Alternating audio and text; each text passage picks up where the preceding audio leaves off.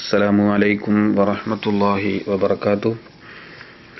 അൽഹംദുലില്ലാഹ് വസ്സലാത്തു വസ്സലാമു അലാ റസൂലില്ലാഹ് വഅലാ ആലിഹി വസഹ്ബിഹിൽ ഫായിസീന ബിറളില്ലാഹി അമ്മാ ബഅദ്. ഏറ്റവും ബഹുമാന നിറഞ്ഞ SKICയുടെ ഒരു തുള്ളി വെളിച്ചം എന്ന പ്രോഗ്രാമിലെ പ്രേക്ഷകരെ, നാം ആദാബുകളെ കുറിച്ചാണ് സംസാരിച്ചു കൊണ്ടിരിക്കുന്നത്. നമുക്ക് ഇന്ന് ആദാബുൽ മജ്ലിസ് അഥവാ ഒരു സദസ്സിൽ പാലിക്കേണ്ട മര്യാദകൾ എന്തൊക്കെയാണെന്ന് പഠിക്കാം. ആദ്യമായി നാം ഒരു സദസ്സിലേക്ക് കടന്നു ചെല്ലുമ്പോൾ അവിടെ ഇരിക്കുന്ന ആളുകളോട് സലാം പറയണം. രണ്ടാമത് നാം ശ്രദ്ധിക്കേണ്ടത് ഒഴിവുള്ള സ്ഥലത്ത് ചെന്നിരിക്കുക. മൂന്നാമത് ഹൽക്ക കെട്ടിയിരിക്കുന്ന മജ്ലിസ് ആണെങ്കിൽ അതിൻ്റെ മധ്യത്തിലൂടെ നടക്കുകയോ അല്ലെങ്കിൽ മധ്യഭാഗത്ത് പോയി ഇരിക്കുകയോ ചെയ്യാതിരിക്കുക. നാലാമതായി നാം ശ്രദ്ധിക്കേണ്ടത്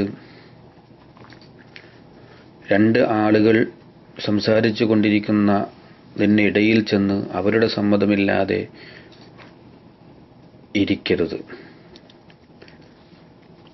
അഞ്ചാമതായി നാം ശ്രദ്ധിക്കേണ്ടത് സദസ്സിൽ നിന്ന് എഴുന്നേറ്റ് പോകുമ്പോൾ അവിടെ ഇരിക്കുന്നവരോട് സമ്മതം ചോദിച്ച് എഴുന്നേറ്റ് പോകുക.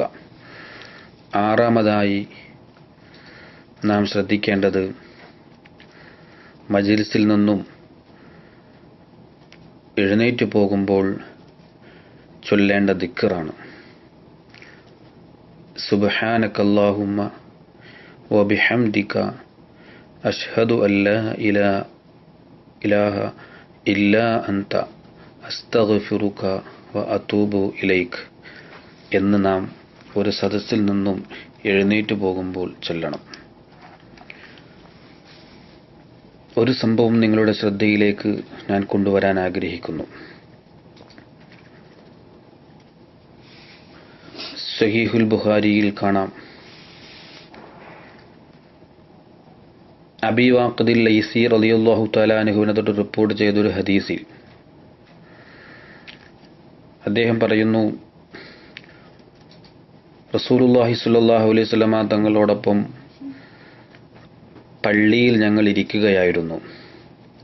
ഇദ് അഖ്ബല സലാസത്തു നഫർ, ആ സമയത്ത് 3 ആളുകൾ അവിടേക്ക് കടന്നു വരികയും فأقبل اثنان إلى رسول الله صلى الله عليه وسلم, റസൂലുള്ളാഹി സ്വല്ലല്ലാഹു അലൈഹി വസല്ലമ തങ്ങളിലേക്ക് 2 ആളുകൾ മുന്നിടുകയും വദഹബ വാഹിദുൻ, ഒരാൾ തിരിഞ്ഞു പോവുകയും ചെയ്തു.